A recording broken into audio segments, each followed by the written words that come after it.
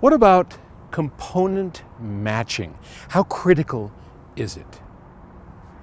This question comes to us from Vlad in Alpharetta. And Vlad writes, there are two schools of thought on component matching. The first is if one component has a prevailing quality, like a bright-sounding preamp, for example, you have to counter it with an opposite one. For instance, a warm pair of speakers or a warm power amplifier. The second approach is your components have to all be consistent, of the same character, top to bottom, preferably by the same maker. You know, that's similar to a couple of questions that we've gotten in the past, and I'm going to give you my opinion on that, my best shot at that. And before I do, we're looking right now at the front of our building. This is where we'll have employee parking out here. And for those of you that aren't on the video, our new building is a 2-story affair that is right across the street from where we are now, and we're just starting the construction phase of going in, building new sound rooms, putting in a new entryway to make it look cool.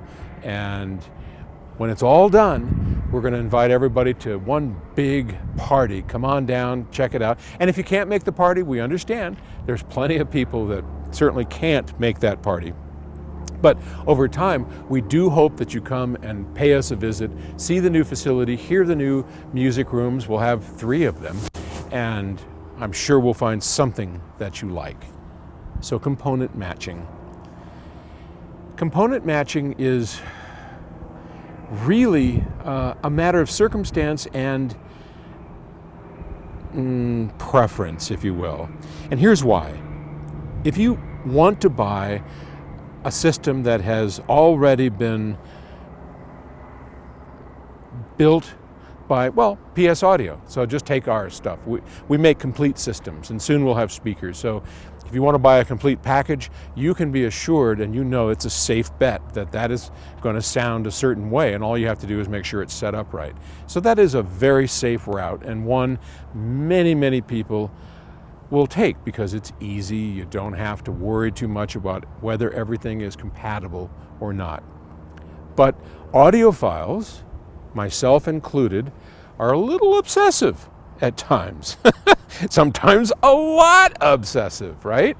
So as obsessive people, we might we'll put 2 pieces, like the amp and the preamp from the same company, but then we want to go different digitally.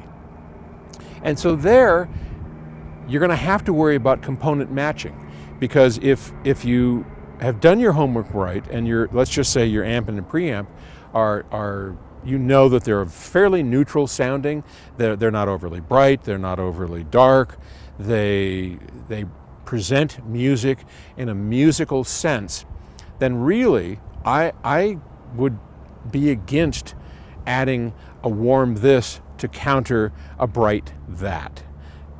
It works, it can be done, but it's kind of like adding sugar to bad coffee to just sweeten the taste enough so that it isn't objectionable. Certainly better to get a good cup of coffee and maybe just add a little bit, just, like a little touch of salt. Not to coffee, you don't want to put salt in coffee, but like for food, sometimes when they have cheap food, that you'll add a lot of fat and salt to cover up the fact that it really has no flavor or taste. But a much better way to do it is honest cooking, where a little bit of salt is added just to bring the flavors out. That's a good way to do it, and I would use that analogy with high-end audio. If you can, don't try and component match to get around weaknesses. Component match to improve strengths.